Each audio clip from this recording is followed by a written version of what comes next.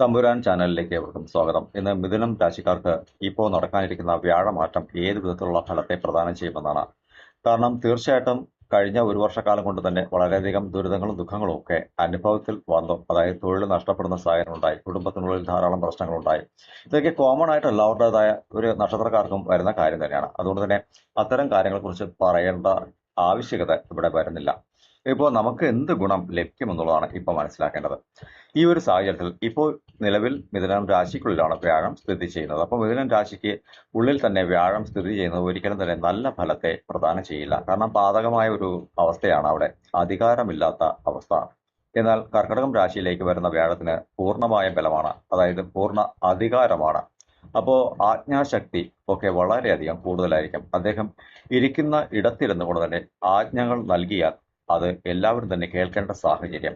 അതുകൊണ്ട് തന്നെ ഇരിക്കുന്ന ആ ഒരു രാശിക്ക് പൂർണ്ണമായ ബലമുണ്ട്. അതുകൊണ്ട് 5-ാം ഭാവം, 7-ാം ഭാവം, 9-ാം ഭാവം എന്നിങ്ങനെയുള്ള ദൃഷ്ടി ബലം അതീവ ശക്തികരമായിരിക്കും. അദ്ദേഹം നോക്കുന്നിടത്തും അതേ പവർ ലഭിക്കുമെന്നുള്ളതാണ്.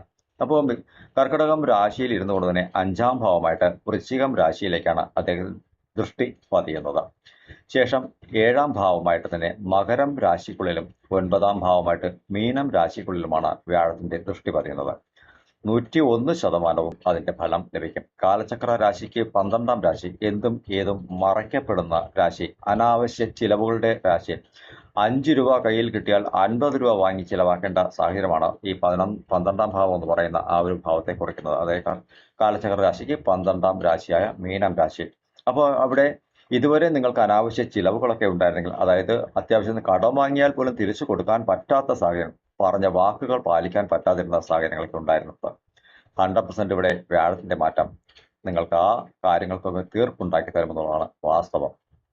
നിലവിൽ മീനം രാശിക്കുള്ളിൽ ഇരിക്കുന്നതാണെങ്കിൽ ചൊവ്വയും ശനിയും അതുപോലെ തന്നെ ബുധനുമാണ് ഈ പറയുന്ന സമയങ്ങളിൽ. അപ്പോൾ ഇവിടെ ചൊവ്വ രക്തകാരകത്വത്തിൻ്റെതായ ഒരു പ്രഭാവമാണ്. അപ്പോൾ നമുക്ക് ചില പ്രായം കുറഞ്ഞ വ്യക്തികളുമായിട്ടൊക്കെ വാക്ക് തർക്കങ്ങളൊക്കെ ഏർപ്പെടേണ്ട സാഹചര്യം, അനാവശ്യമായ വാക്ക് തർക്കം, മക്കൾ പോലും ചിലപ്പോൾ പറഞ്ഞാൽ കേൾക്കാത്ത സാഹചര്യമായി. അവരും നമ്മളോട് തന്നെ ഈ അച്ഛനെ കൊണ്ട് ഒരു നിവൃത്തിയില്ല, അല്ലെങ്കിൽ അമ്മയെ കൊണ്ട് ഒരു നിവൃത്തിയില്ല എന്നൊക്കെ പറയുന്നത്, പഠിക്കടാ എന്നൊക്കെ പറഞ്ഞിട്ട് വഴക്ക് പറയുന്ന സാഹചര്യം, അവരും നമ്മളോട് തർക്കിക്കുന്ന സാഹചര്യങ്ങളൊക്കെ വരും. അപ്പോൾ കോമൺ ആയിട്ട് വീട്ടിൽ ഇങ്ങനെയൊക്കെയുള്ള സാഹചര്യങ്ങൾ ഉണ്ടാവുകയാണെങ്കിൽ പുറമെ എന്ത് രീതിയിലുള്ള പ്രശ്നങ്ങൾ നിങ്ങൾ നേരിട്ടിട്ടുണ്ടാവും എന്നുള്ള കാര്യമാണ്. കടം വാങ്ങിയ ഇടത്ത് തന്നെ ചിലപ്പോൾ പ്രായം കുറഞ്ഞ വ്യക്തികളിൽ നിന്നൊക്കെ കാശൊക്കെ കടം വാങ്ങിയിട്ടുണ്ടാവും. അവർ തന്നെ നമ്മളെ മോശം പറയുന്ന സാഹചര്യമൊക്കെ വന്നിട്ടുണ്ട്.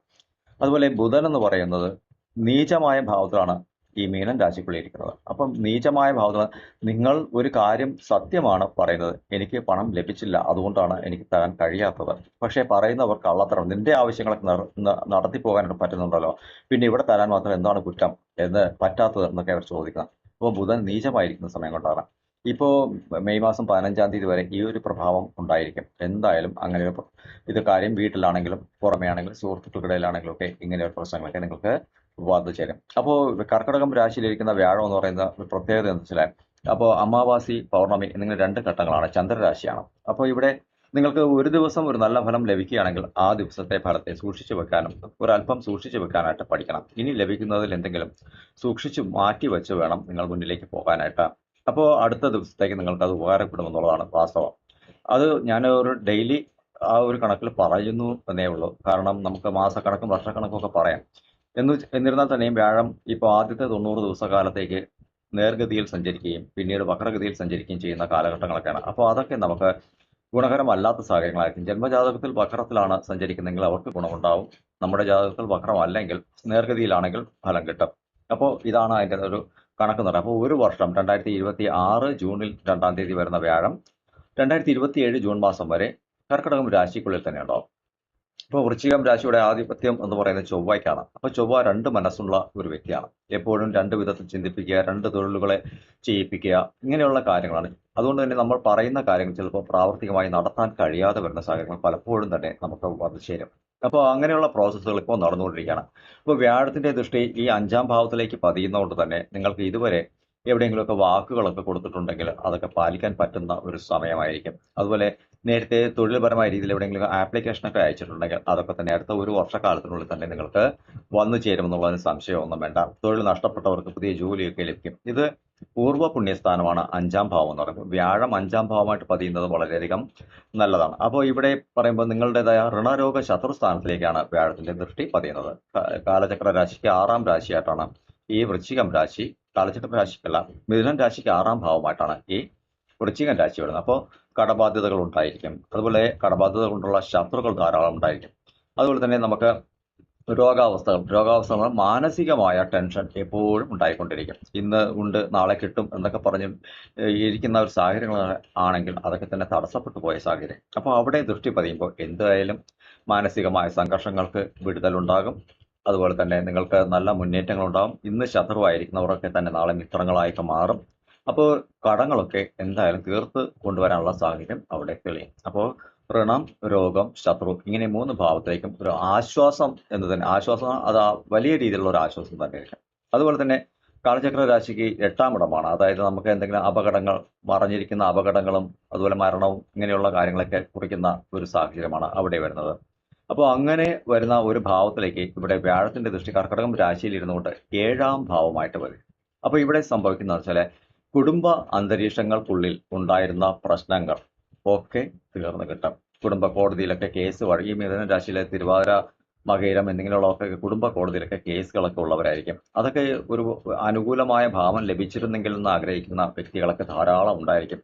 ചിലർക്ക് അതങ്ങനെ തീർന്നു കിട്ടിയാൽ മതി എന്നുള്ള 100% ഈ 2 വിഭാഗത്തിൽപ്പെട്ടവർക്കും അതിൻ്റെതായ ഒരു ആശ്വാസകരമായ കാലമാണ്. കുടുംബത്തിനുള്ളിൽ പ്രശ്നങ്ങൾ, ഭാര്യ ഭർത്താവ് ഒരേ ബെഡിലായിരുന്നാലും രണ്ടുപേരും തമ്മിൽ സംസാരിക്കാത്ത സാഹചര്യങ്ങളൊക്കെ ഒരു വർഷക്കാലം കൊണ്ടുണ്ടായിരുന്നെങ്കിൽ അതൊക്കെ പരിപൂർണമായിട്ട് മാറിക്കിട്ടും. ഇവിടെ തൊഴിൽപരമായ മുന്നേറ്റങ്ങളൊക്കെ വരുന്ന വേളയിൽ സമ്പത്തുണ്ടാവും. ആ ഒരു കാലഘട്ടത്തിൽ നിങ്ങൾക്ക് അതിൻ്റെതായ മാറ്റങ്ങൾ എന്തായാലും വന്നേ തീരും. അപ്പോൾ 7-ാം ഭാവത്തിലേക്കാണ് ദൃഷ്ടി പതിയുന്നത്. അപ്പോൾ മറിഞ്ഞിരിക്കുന്ന കാര്യങ്ങളെ കുറിച്ചുള്ള ഒരു വ്യക്തതയൊക്കെ നിങ്ങൾക്ക് വന്നെത്തും. ഗുണകരമായ ഒരു ജീവിതം നിങ്ങൾക്ക് നയിക്കാനായിട്ട് കഴിയുമെന്നുള്ളതിന് സംശയമൊന്നുമില്ല. കാരണം ശനി ഭഗവാന്റേതായ വീടാണ് മകരം രാശി. അത് നിങ്ങൾക്ക് അഷ്ടമ ഭാവമായിട്ടാണ് വരുന്നത്. അപ്പോൾ അങ്ങനെ വരുന്ന സമയത്ത് എന്തായാലും പ്രശ്നങ്ങളെ നേരിട്ടേ മതിയാകൂ എന്നുള്ളതാണ് വാസ്തവം. അതുപോലെ അടുത്തതായി വ്യാഴത്തിന്റെ ദൃഷ്ടി പതിയുന്നത് മീനം രാശിയിലാണ്. മീനം രാശി എന്ന് പറയുന്നത് കാലചക്ര രാശിക്ക് 12-ാം രാശിയായിട്ട് വരികയും മിഥുനം രാശിക്ക് 10-ാം ഭാവമായ തൊഴിൽ ഭാവമായിട്ട് വരികയും ചെയ്യും. ഇതുവരെ നിങ്ങൾക്ക് തൊഴിൽപരമായി ഉണ്ടായിരുന്ന കാര്യങ്ങൾ, എന്തൊക്കെ തടസ്സങ്ങൾ, പ്രശ്നങ്ങൾ നിങ്ങളുടെ ജീവിതത്തിൽ വന്നിട്ടുണ്ടോ 100% അതിനൊക്കെ വിടുതലുണ്ടാകും. പൊതുവിൽ ഇപ്പോൾ ചൊവ്വ അവിടെ നിൽക്കുന്നു, അതുപോലെ ബുധൻ നീചമായി നിൽക്കുന്നു, സത്യത്തെ കള്ളമാക്കി പറയുന്നു. ഇങ്ങനെയൊക്കെയുള്ള കാര്യങ്ങളൊക്കെ നിങ്ങൾ പറയുന്ന സത്യം കേൾക്കുന്നവന് കള്ളത്തരമായിട്ട് തോന്നുന്നതാണ് ഉദ്ദേശിച്ചത്. അതുകൊണ്ട് തന്നെ ആ ഒരു ഭാവത്തിൽ നിലവിൽ നിൽക്കുന്നത് ശനീശ്വര ഭഗവാനാണ് പൂർണ്ണമായിട്ടും. അപ്പോൾ അങ്ങനെയെങ്കിൽ ശനി തൊഴിൽ കാരകത്വം കൂടിയാണ്. അപ്പോൾ 10-ാം ഭാവത്തിൽ ശനി നിങ്ങൾക്ക് നിൽക്കുമ്പോൾ വ്യാഴത്തിന്റെ ദൃഷ്ടി 9-ാം ഭാവമായ ഭാഗ്യാധിപതിയായിട്ടാണ് വരുന്നത്. അപ്പോൾ ഭാഗ്യാധിപതിയായി വ്യാഴം വരുമ്പോൾ ഇപ്പോൾ ചിന്തിക്കേണ്ട കാര്യം, നമ്മുടെ പൂർവികരുടേതായ ഒരു ഭാവത്തെ എവിടെ കണക്കാക്കണം? അച്ഛൻ അപ്പന്മാരുടേതായ കാലഘട്ടം. ആ കാലഘട്ടത്തിൽ ഉള്ള ഒരു നല്ല പ്രസൻസ് എൻ്റെ മക്കൾ, കൊച്ചുമക്കളൊക്കെ കഷ്ടപ്പെടുകയാണ്, അവർക്ക് നല്ലത് വരുത്തി കൊടുത്തേ മതിയാകൂ എന്ന ചിന്ത അവർക്ക് വരികയും ഈ കർമ്മങ്ങൾ എന്തെങ്കിലുമൊക്കെ പൂർവികമായ അത് പിതൃക്കൾക്കൊക്കെ എന്തെങ്കിലുമൊക്കെ കർമ്മങ്ങളൊക്കെ ചെയ്തിട്ടും ഫലവത്താവാതെ ഇരിക്കുകയാണ് 100% ഈ ഒരു കാലഘട്ടത്തിൽ അതൊക്കെ തന്നെ ശരിയായി വരികയും അവർക്ക് മോശമൊക്കെ കിട്ടുന്ന ഒരു കാലഘട്ടമൊക്കെ ആയി മാറും. 100% നിങ്ങൾ കൊടുത്ത പ്രാർത്ഥന, ഇതുവരെ ഏതൊക്കെ ദൈവങ്ങളെ പ്രാർത്ഥിച്ച് നിങ്ങൾക്ക് ഫലം കിട്ടിയില്ല എന്ന് വിചാരിക്കുന്നു, അവിടെയൊക്കെ നിങ്ങൾക്ക് എന്തായാലും ഫലം കിട്ടും. ഇവിടെ പ്രാർത്ഥനകൾക്ക് ഫലം കിട്ടാത്തത് മറ്റൊന്നും കൊണ്ടല്ല, ദൈവം കൈകെട്ടി വായ്കെട്ടി നിന്നാൽ നമുക്ക് ആരാണ് ഒരു ഫലം തരിക? അപ്പോൾ നമ്മൾ കൊടുക്കുന്നത് അദ്ദേഹം പാതകമായ ഒരിടത്തായിപ്പോയാൽ, അദ്ദേഹം ദുഷ്ടന്മാരുടെ കയ്യിലായിപ്പോയാൽ എന്താണ് ഫലം ലഭിക്കുക? അങ്ങനെയെങ്കിൽ ദൈവം അതൊക്കെ പൊട്ടിച്ചെറിഞ്ഞു കൊണ്ടുവരുന്ന ഒരു സമയമാണ്.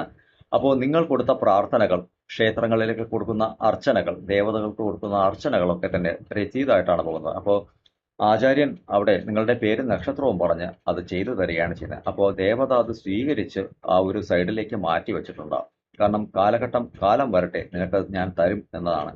അപ്പോൾ കഴിഞ്ഞ ഒരു വർഷക്കാലം നിങ്ങൾക്ക് അങ്ങനെയാണ് സംഭവിച്ചത്. അതായത് കൊടുത്ത പ്രാർത്ഥനകൾക്കൊന്നും ഫലം ലഭിക്കുന്നില്ല. നിങ്ങൾ പല ജ്യോതിഷികളെയും പോയി കണ്ടിട്ടുണ്ടാവും, എനിക്ക് ഈ പ്രശ്നങ്ങളുണ്ട്. അപ്പോൾ അവരും പല കാര്യങ്ങളുള്ള ഐക്യമത്യ സൂക്തം ചെയ്യുക, അല്ലെങ്കിൽ തൊഴിൽപരമായ രീതിക്കുള്ള അർച്ചനകളൊക്കെ ചെയ്യുക, ഇങ്ങനെ പല വഴിപാടുകളൊക്കെ പറഞ്ഞിട്ടുണ്ടാവും. ഫലം ലഭിക്കാത്തത് ദൈവത്തിന് അവിടെ സാന്നിധ്യമില്ലാത്തതുകൊണ്ടാണ്. കൊടുത്ത പ്രാർത്ഥന കേട്ടിട്ടുണ്ട്. ജൂൺ 2-ന് ശേഷം 100% അടുത്ത ഒരു കാലത്തിനുള്ളിൽ നിങ്ങൾക്ക് 100% വിജയം പ്രാപ്തമാക്കാൻ കഴിയുന്ന കാലമാണ്. അതുകൊണ്ട് തന്നെ സന്തോഷത്തോടെ ഇരിക്കാനായിട്ട് ശ്രമിക്കുക. ഇത് 12 രാശിക്കാർക്കും നല്ല വിധത്തിലുള്ള ഫലത്തെ പ്രദാനം ചെയ്യുന്നത്. ഇപ്പം മിഥുനം രാശിക്ക് പറഞ്ഞപ്പോൾ കർക്കിടകം രാശിക്കാർക്ക് അതിനേക്കാൾ മികച്ച ഫലമാണ് കാത്തിരിക്കുന്നത്. അപ്പോൾ ഇങ്ങനെ 12 രാശിക്കാർക്കും 12 വിധത്തിൽ ഫലത്തെ പ്രദാനം ചെയ്യുന്നു എന്നുള്ള കാര്യം മനസ്സിലാക്കണം. നമുക്ക് തൊഴിൽപരമായ ഒരു മുന്നേറ്റം ഉണ്ടെങ്കിൽ എന്തായാലും ധനം വന്നു ചേരും. ധനം നമുക്ക് ആവശ്യത്തിനനുസരിച്ച് വന്നു ചേരുകയാണെങ്കിൽ എന്തായാലും കുടുംബത്തിലെ പ്രശ്നങ്ങൾ തീർന്നു കിട്ടും. നമ്മുടെ ആഗ്രഹങ്ങൾ നിറവേറും. കൊടുത്ത വാക്കുകൾ പാലിക്കാനായിട്ട് കഴിയും. അപ്പൊ ഇവിടെ നമ്മൾ ഈ ദൈവത്തെ കണക്കാക്കുന്നവരിൽ നമുക്കൊരു ബേസ് വേണമല്ലോ. ആ ബേസ് ആണ് നിങ്ങൾക്ക് ലഭിക്കാനായിട്ട് പോകുന്നത്. കൊടുത്ത പ്രാർത്ഥനകൾ 100% ഫലമാകും. തമ്പുരാൻ സത്യമായിട്ട് തന്നെയാണ് പറയുന്നത്. ഇത് ഞാൻ ഭൈരവ മീഡിയാസിൽ ഞാൻ പറഞ്ഞിട്ടുള്ള കാര്യമാണ്. 100% ഓർത്ത് ഫലിക്കുകയും ചെയ്യും.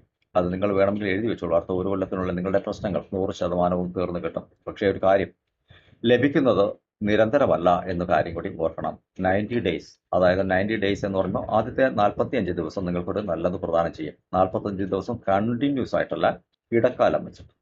അപ്പോൾ നിങ്ങൾക്ക് ആ ഒരു നല്ല ഫലത്തെ തരുമ്പോൾ കിട്ടുന്നതിൽ നിന്നും ഒരല്പം സേവ് ചെയ്ത് സൂക്ഷിക്കാനായിട്ട് ശ്രമിക്കണം. നീ നിനക്കായിട്ട് ചേർത്ത് വച്ചില്ലെങ്കിൽ പിന്നെ മറ്റാരും നിനക്ക് തരില്ല. നീ കൊടുത്തതൊന്നും തന്നെ തിരികെ ലഭിക്കുകയുമില്ല. കൊടുത്തതൊക്കെ കളഞ്ഞു പോയതായിട്ട് കണക്കാക്കുക. ഇനിയുള്ളത് നിങ്ങളുടെ നേട്ടമാണെന്നാണ് ഭഗവാൻ പറയുന്നത്. തീർച്ചയായിട്ടും എല്ലാവർക്കും സർവ്വവിധ ഐശ്വര്യങ്ങളും ഉണ്ടാകട്ടെ എന്ന് പ്രാർത്ഥിക്കുന്നു.